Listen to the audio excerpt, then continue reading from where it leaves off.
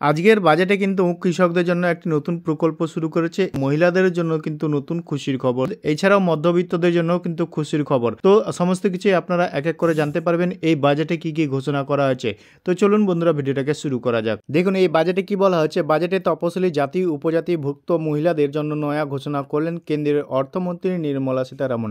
তপশিলি জাতি উপজাতিভুক্ত মহিলাদের উদ্যোগপতিদের জন্য নয়া ঘোষণা করলেন সীতারামন। ৫ লক্ষ তপশিলি জাতি ও উপজাতিভুক্ত মহিলারা ২ কোটি টাকা পর্যন্ত ঋণ পাবেন। তো ইতিমধ্যেই দেখতে পাচ্ছেন মহিলাদের জন্য এই বাজেটে নতুন একটি ঘোষণা করে দিলেন। এদিন বাজেটের পেশের শুরুতেই সীতারামন বলেন, এই বাজেটের মধ্যবিত্তদের উপর গুরুত্ব দেওয়া হবে। ৭০% মহিলা যাতে আর্থিক কর্মকাণ্ডের সঙ্গে যুক্ত থাকেন সেদিকে জোর দেওয়া হবে। তারপরে বাজেটের বক্তৃতায় একের পর এক ঘোষণা করতে শুরু করেন কেন্দ্রীয় অর্থমন্ত্রী। আর কি কি ঘোষণা করলেন চলুন দেখে নেওয়া যাক। কিষাণ ক্রেডিট কার্ডের ঋণ নেওয়ার পরিমাণ বাড়ানো হয়েছে ৩ লক্ষ টাকা থেকে বেড়ে ৫ লক্ষ টাকা করা হবে। বিহারের মাকনা বোর্ড তৈরি করা হবে। ধনধান্য যোজনায় ১.৭ কোটি কৃষককে সাহায্য করা হবে। মেডিকেল কলেজগুলিতে ৫ বছরে ৭৫,০০০ আসন বাড়ানো হবে। নতুন আয়কর বিল আনা হবে।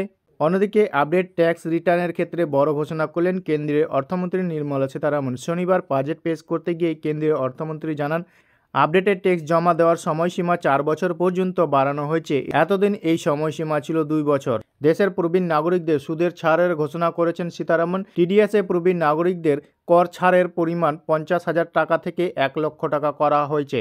ভাড়ার টিডিএস ৪ লক্ষ টাকা থেকে ৬ লক্ষ টাকা করা হয়েছে। বাজেটে চাকরিজীবীদের জন্য আয়কর রিটার্নের ছাড়েরও কথা ঘোষণা করেছেন কেন্দ্রীয় অর্থমন্ত্রী। এবার থেকে বার্ষিক ১২ লক্ষ টাকা আয়ের আয়কর দিতে হবে না। নতুন কর কাঠামোয় এই সুবিধা মিলবে। এর ফলে বিরাট উপকৃত হবেন মধ্যবিত্তরা। তো দেখতে পেলেন আজকের বাজেটে কি কি ঘোষণা করা হয়েছে। তো এই নিয়ে আপনাদের মতামত কমেন্ট সেকশনে অবশ্যই কমেন্ট করে জানাবেন। ভিডিওটা যদি ভালো লাগে থাকে একটা লাইক করে বন্ধুদের সাথে বেশি বেশি করে শেয়ার করে দেবেন।